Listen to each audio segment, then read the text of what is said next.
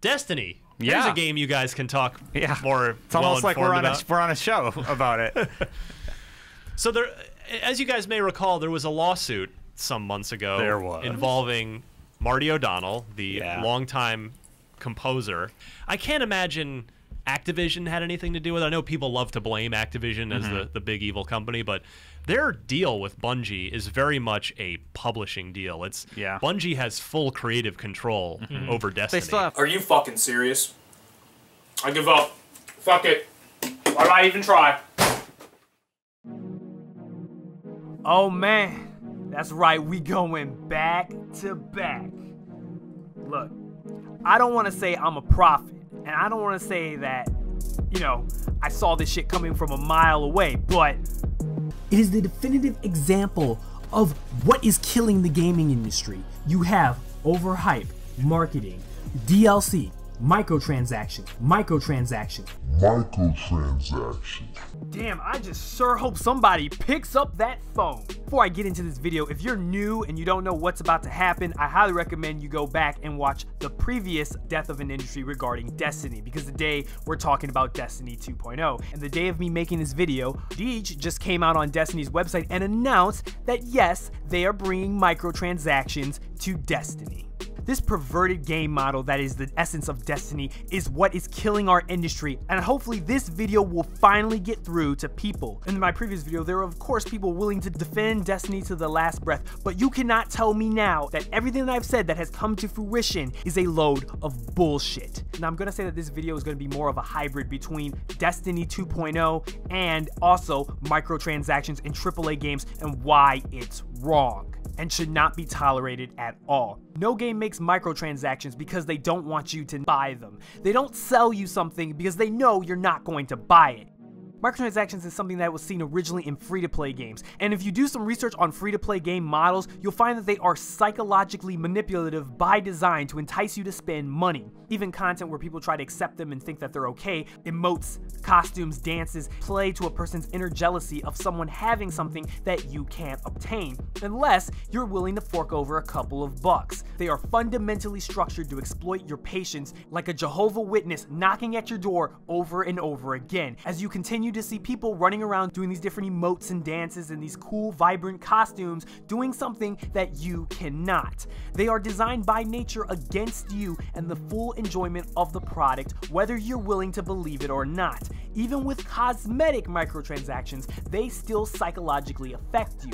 Even something as stupid as a dance or an emote is designed to fight your resolve against buying such trinkets, creating a different class of gamers who are special and you who are not. There is nothing optional when dealing with a freemium Destiny update. Why, yes, you're not forced to buy the Taken King, but if you don't, I hope you like level 40 caps on Nightfall Heroics, thus finding that the weekly Nightfall and Heroic missions have a level 40 requirement. And since only the Taken King's missions and strikes require level 40, you can't play the missions or strikes at all. And every vendor in Destiny now only sells Year 2 gear that requires that you own the Taken King in order to access it. Players who don't buy the Taken King can't buy any new legendaries from the Crucible or Vanguards or even new exotics from Xur. Bungie purposely shows you this new gear and these new exotics to further push the agenda that you need to buy this expansion. You can't earn legendary marks. Now, me doing a little research and thanks to someone in the comments, legendary marks are Destiny's new form of currency used for purchasing legendary gear and crafting materials.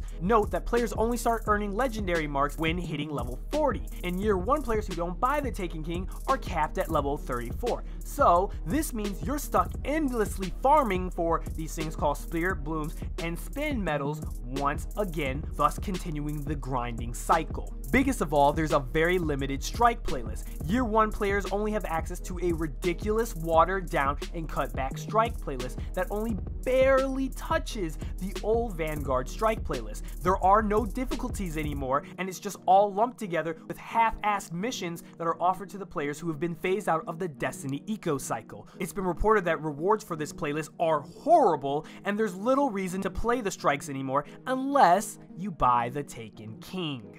Year 1 players can actually come into contact with the Taken, a new enemy added by the expansion, but you can't kill them due to the huge difference in level between them and you. As a result, a portion of the patrol missions that require you to kill enemies are unbeatable, as they force you to go up against unkillable enemies due to, again, the huge level difference of a level 34 going up against level 40 Taken. And biggest of all for you multiplayer fanatics, there's limited PvP matches. The Crucible has also been gimped, where now year 1 players can only choose between random 3v3 and 6v6 game types instead of the customized variety of game types that were available to you before the Taken King dropped. And there's still just so much more I found googling that wasn't even mentioned in my comments section that I'm not even going to talk about because we'll be here all day. You have to understand that it doesn't matter how smart you think you are or how strong your will is. It is the principle that you are being challenged every time you play the game to buy something new, and I can attest to this. See, a while back when I bought Last of Us, it's funny how nobody brings this up about the game, multiplayer has cruel, and I mean cruel, microtransactions that not only affect the cosmetics, but also the gameplay with new guns, and these guns were some of the best in the game. Now, I went into the multiplayer telling myself, no, I'm not gonna buy this trash, but lo and behold, less than a week later, there I was with an Enforcer, a variable rifle, a Frontier rifle, some perks, and a nice skull face mask. I was so defeated, and only a week before, I was so intent on not buying any of it. But after seeing everyone else all decked out and looking cool, I wanted to feel the same way as well. And just like that, Sony got an extra $10 off of me for content that should have already been in the game for free. It's disgraceful that a game given so much praise was never criticized for its horrible misusage of DLC, and that, mind you, was a Game of the Year contender for many people. But now we have people going around defending Destiny, a game that I have shown time and time again has nothing but bad intentions for our community, yet the hive mind continues to defend its overlord masters. They continue to support the game's manipulative ecosystem, letting it fester and gain momentum.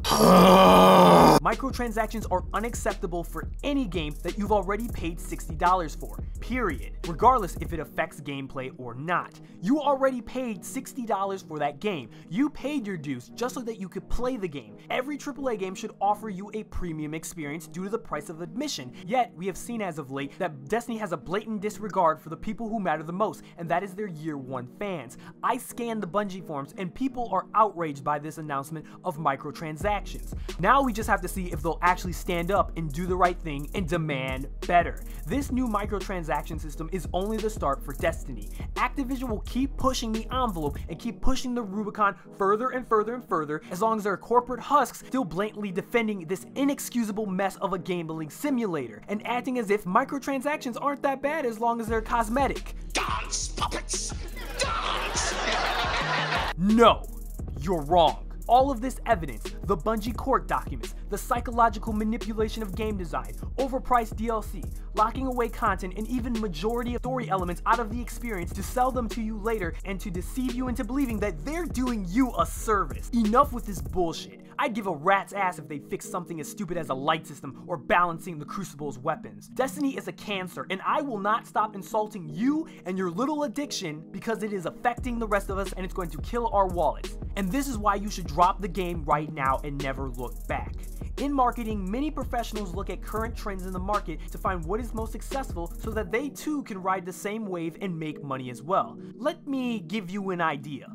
Right now, Bungie is making a ton of money back to back with every big DLC release regarding Destiny. In many ways, the Taken King added more coal to the train where originally it was losing momentum. Now moving forward, how many of you want to bet that EA, Ubisoft, Microsoft, Sony, and hell, maybe even Nintendo have taken notice? How many of you want to bet that right now as you are watching this video, they are currently developing their own versions of Destiny? Of course, visually and mechanically different games, yet they're still going to follow the same marketing model as Destiny. How would you feel if in the next couple of years we have 4 new games that all end up going down the same road as Destiny? I'm guessing you would already be up in arms, but by that time it would already be too late. That is why now it's time to strike the core and kill the beast while it's small. And realize that this isn't the first time a trend is being set. The same thing has happened with DLC, microtransactions, season passes, and hey, does anybody remember online passes? Each of them all started from similar roots. They all started from one game or one instance, and the next thing you know, the rest of the industry followed the same model. For the love of God, if you didn't listen to me back then, listen to me now. Stand up. Stop letting Activision deceive you time and time again. Save the community that you care about. Save